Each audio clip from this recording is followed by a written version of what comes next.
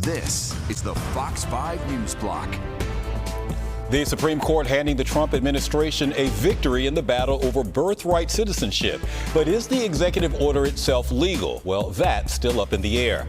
And the New York City Pride Parade is just 2 days away. The NYPD and the mayor saying they're beefing up security to keep everyone safe.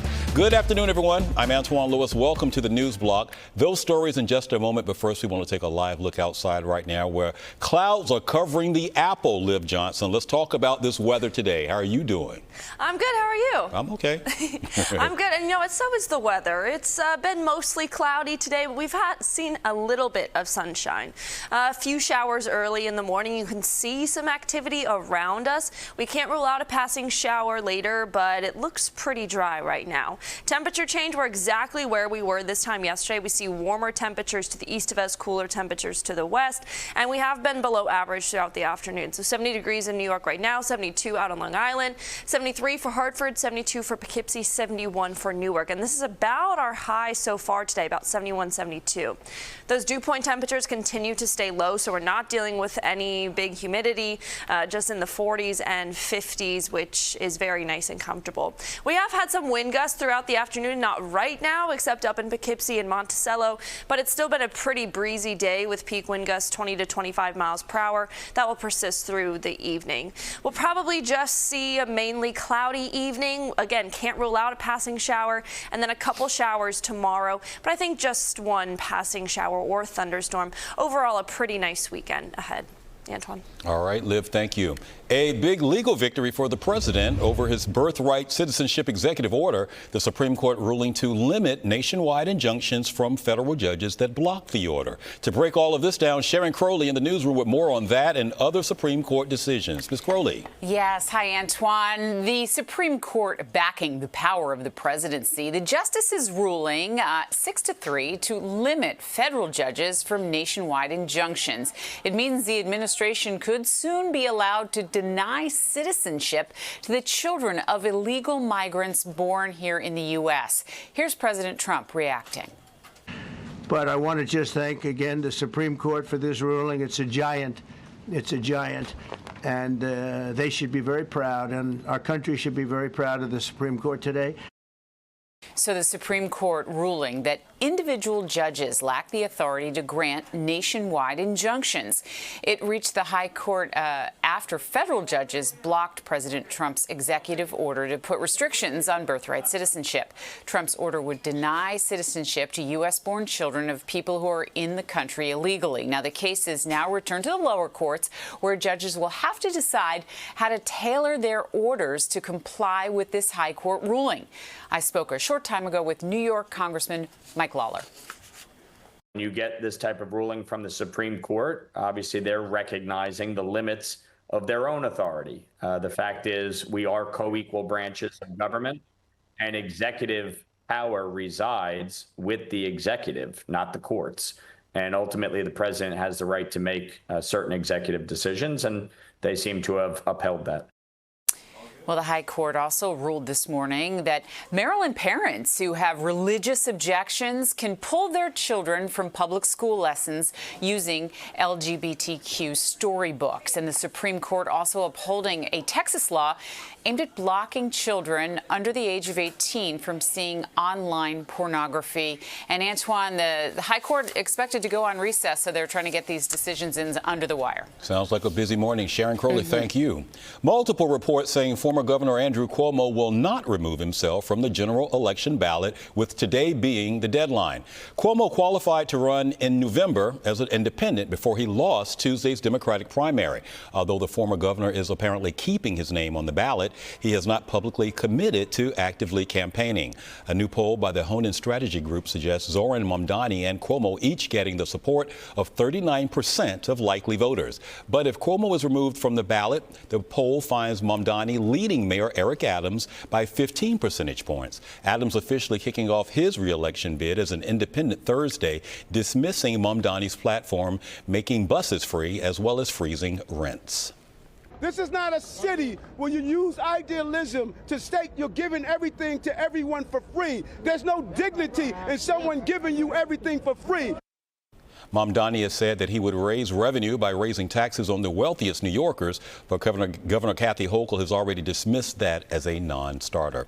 The NYPD beefing up security ahead of the New York City Pride Parade this weekend. The mayor and police commissioner are holding a news conference detailing law enforcement's efforts.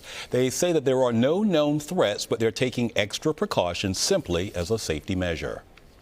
We know what is playing out in the Middle East, what's playing out in Iran, and so out of an overabundance of caution, there are procedures that we are going to put in place to ensure that this is a safe celebration. The 1.8-mile route will be secured with 10,000 metal barriers, as well as sanitation trucks, NYPD vehicles, and uniformed officers on foot posts. Our helicopters and our drones will be deployed during the march to assist our officers on the ground, providing comprehensive coverage in real time. The parade kicks off at 11 a.m. at 26th Street and 5th Avenue and ends in the Village. 1 million people are expected to attend. Closing arguments continuing in the sex traffic trial of former music mogul Sean Diddy Combs. Defense lawyers are making arguments today saying the prosecution greatly exaggerated evidence in the case. The defense argues Combs and former girlfriend Cassie Ventura lived a swingers lifestyle which does not constitute sex trafficking. Prosecutors made their arguments yesterday when they labeled Combs as a serial sex trafficker who manipulated girlfriends to perform with male escorts. New York Governor Kathy Hochul directing flags on all state government buildings to be flown at half-staff today in honor of former U.S. Representative Carolyn McCarthy, who passed away Thursday. McCarthy ran for Congress as a crusader of gun control after a 1993 mass shooting on the LIRR left her husband dead and her son severely wounded. In 2013, McCarthy announced that she had cancer and retired the following year. Carolyn McCarthy, 81 years old. We're going to take a quick break, and then we'll be right back. Are you ready for the ultimate entertainment experience? Spectrum is bringing together the streaming apps you love. Plus, live TV for sports, entertainment, and news. All in one place, across your devices. So no matter when or where you are, it's all here. Spectrum. Welcome back to the News Block. Treasury Secretary Scott Bessent saying the new trade deal announced yesterday is a big win for the U.S. and China and could lead to other deals with major American trading partners. Fox News correspondent Madeline Rivera has more from D.C.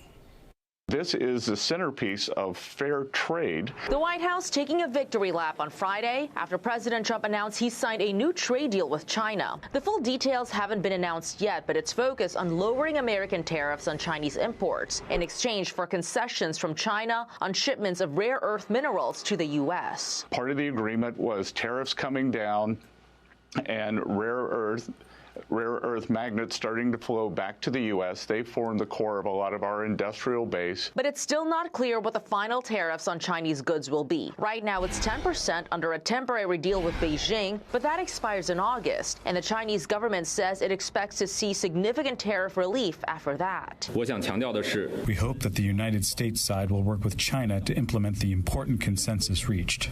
And with the China deal almost done, the president is now pivoting to other major trading partners. We're having some great deals. We have one coming up, maybe with India, very big one, where we're going to open up India. European leaders also met Thursday for talks aimed at finalizing a new trade deal with the U.S. There had been major sticking points over tariffs on steel and aluminum exports, as well as luxury goods like wine and chocolate. But now the EU says it wants to get an agreement in place as soon as possible. Our message today is clear.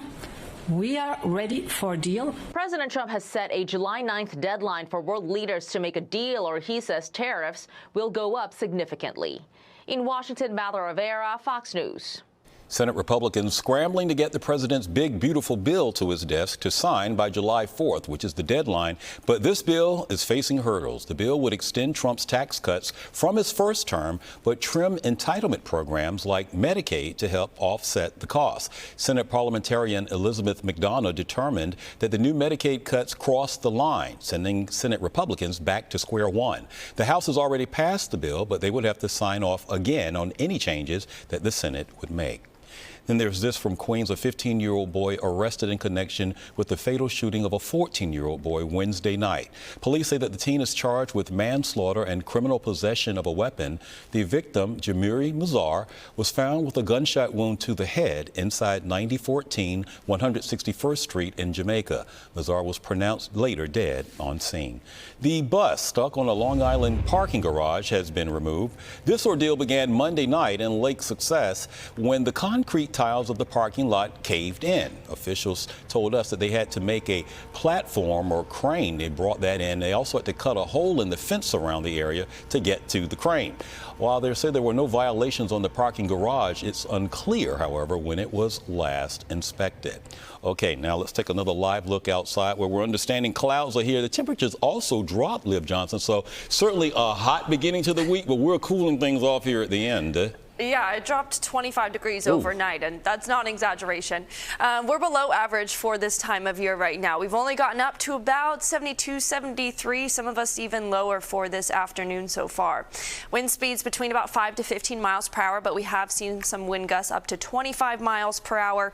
Now, we talked about earlier that we've had some low dew point temperatures as well, so it's felt very comfortable. Tomorrow, that's going to take a change. So we'll stay comfortable the rest of the evening, but then tomorrow we get those dew point temperatures back up into the 60s and even the 70s by Saturday afternoon. But then we switch again for Sunday, so it'll be a more comfortable Sunday outside. We had a cold front move through, thus the cooler temperatures. A warm front passes us to the north, but isn't really going to do anything for us. We have another cold front that will move through on Saturday, so that's what we could have some showers ahead and behind that. It looks like most likely maybe a passing shower early in the morning, and then again between about 6 to 10 p.m., but not a total washout, nothing that's really going to ruin your weekend plans. We stay pretty cool for the rest of the evening, just cloudy and in the 60s. Can't rule out a passing shower, but I think for the most part we'll be fine for the rest of the evening. Warm up a little bit for the weekend, and then a lot of it by mid next week, almost hitting 90 on Tuesday and Wednesday. Antoine. And thus it begins. Liv Johnson, thank you. So a beloved Seinfeld character is getting a bobblehead. The Yankees say that the first 18,000 fans at the August 21st game will get a George Costanza sleeping under his desk bobblehead. Now, it's all part of Seinfeld night at the stadium. The bobblehead commemorates the episode titled The Nap, where Costanza is testing out the office's new sleeping area until his boss, George Steinbrenner, comes in looking for him. So if you remember that episode, you certainly want to get there on that date to, in fact, get your bobblehead. That's going to do it for your news block, everybody, this afternoon. I'm Antoine Lewis. Thanks for joining us. Tune into the 5 o'clock news on Fox 5 and right here on the Fox Local app for all of the news as it develops.